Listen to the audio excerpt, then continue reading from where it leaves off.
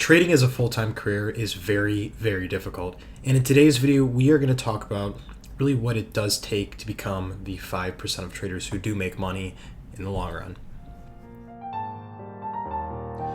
It's a fact that most traders are going to lose money. 95% of the market will lose more money than they started with. Now, what I want to talk about today is two reasons why this occurs. Some ground rules for myself before we get into this. I am not going to call out anyone personally. Analysis-wise, too, I'm not trying to sell you anything in this video. I'm not going to attach any links to anything that you can buy or anything like that, or even mention any of that. That's not the purpose of this video. And the third ground rule is this is what I believe to be true. That's not the actual truth. What I mean by that is it's what I have found to be profitable, what I have found to work best for me. That does not mean that it's going to work best for you, okay?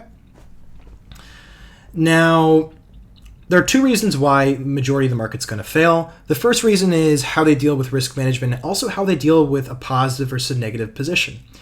When you're holding a winning trade, what's the first instinct that you have? Hey, better safe than sorry, let me take profit, right? That's what most traders do, and if you don't, that's awesome because that means that you're ahead of most. Now we get to the one that the high majority of the market does. You're in a losing trade. What do most traders do? They hold on to the losing trade until it goes to break even because they don't want to have the loss, the pain of a lost position. They want to wait until the market goes above break even if they're long or below break even if they're short. That's how they think. But what they don't know is that a large collection of traders who are just waiting to go back to break even is actually what fuels a trend. When the market's going very, very rapidly in a downtrend, the reason why it doesn't go back up is because of all of those longs who tried to reversal trade, and when the market goes up, they sell at break even and cause the market to go lower. That is one reason why a strong downtrend or a strong uptrend will begin. Another reason is if many shorts have their stop losses above a certain high, then the market can be in an uptrend by just quickly killing them all and then continuing to go higher in bullishness as more shorts die off. That was very morbid, but it is what does happen. It is what does happen. Okay, horrible English now. It is what does happen. I think that was definitely the low of the week. The other reason why the majority of traders fail, in my belief, is a little bit more controversial. Technical analysis probably isn't going to work, guys. What I mean by that is not price action and volume. I do think that looking at price action and volume is a successful strategy. What I don't think is technical indicators, RSI, exponential moving averages, horizontal trend lines, diagonal trend lines, all these things. What's going to happen, guys, and this message is not for the content creators. It could be. This is more for you guys, the retail traders who are getting fed all this knowledge or getting fed all these tools and really trying to decide which one's best for you, because I know a lot of you are trying to look for that indicator, and you go from one to the next, just one to the next, one to the next until you lose money. Reason why a lot of things like RSI, EMAs, these things don't work is all they are, guys, is just derivatives of what has happened in the past. The past does not predict the future, but it can. The past can predict the future if you're looking at meaningful data. Now, price and volume is meaningful data, but the issue is that 95% of the market's doing the same thing. 95% of retail traders, and especially retail trading bots, are going to be using similar strategies. I mean, they're going to be buying at similar times, selling at similar times, having similar ways of thinking, and this is just going to fuel a trend in the opposite direction most of the time. I think that if you go to TradingView, have a few authors on TradingView that you really trust, go to YouTube and have a few YouTube content creators that you really trust, and just do blindly what they say, I think you're going to lose money. Especially if those traders are operating on analysis that's just price and volume based, so that they're using price and volume derivatives. Now, if these guys are using price action and volume in a different way, such as looking at it from a different lens of how it can most exploit other retail traders, or really price action and volume that involves trap traders and really more psychological ways of trading price and volume, I think that's a beautiful way to trade. But my favorite way to trade, and the reason I've been so obsessive about sentiment positioning in long short data from OKEX, from Bitfinex, and now Binance, is because I think it's the best way to trade.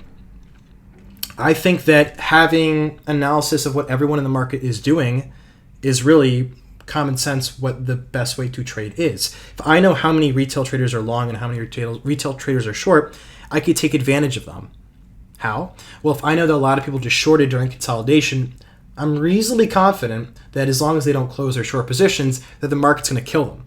The market's either A, going to wick upward, we can take profit, when it wicks, or B, it's going to just begin an uptrend and slowly kill every single short in existence, I'm laughing at that fact, but it's really not a funny thing because when you think about it, a lot of these retail traders are just watching a YouTube video, using the indicator, over leveraging, losing money.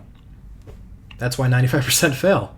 I mean, it's as simple as that. But if you want to be the 5% that does succeed, there are some things that you can do. Don't just listen to me and think that, hey, sentiment, position, and long short data is the way to go. It's my thing. I mean, it's not like my thing only, but it's what I believe is the best way to trade. But go somewhere else. Go look for other kinds of analysis that the majority of the market are not doing. And then look to optimize that strategy with statistics and backtesting. Reason I say that isn't because you can find the best strategy through backtesting, because that can be a little bit iffy because the market's always changing, but statistics limit emotion.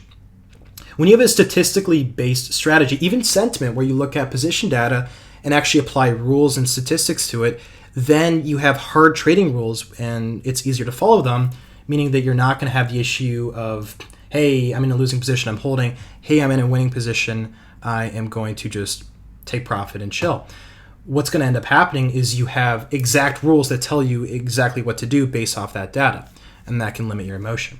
And that can be one step forward toward becoming a profitable trader, or at least a more profitable trader. All right, guys, I'm going to close out this video now. Just to recap what we've talked about, you can totally use RSI, moving averages, and all that stuff. You can watch other people use it and listen to their analysis, or you can use it on your own and do whatever you want. It's just that I believe in the short term that might work, it might not work, but in the long run, that doesn't have a large of enough edge for it to really make you consistent money professionally as a day trader or as a swing trader or as a investor. I think that the best way to trade personally is to look at what the majority of the market is doing and do the opposite. And look at what the big guys are doing through large market buys, large market sells on Bookmap, or looking through chain analysis such as Token Analyst and those types of sites that show you wall transactions and Tether Treasury. Really going outside the norm is the best way for you to become outside the norm of a trader.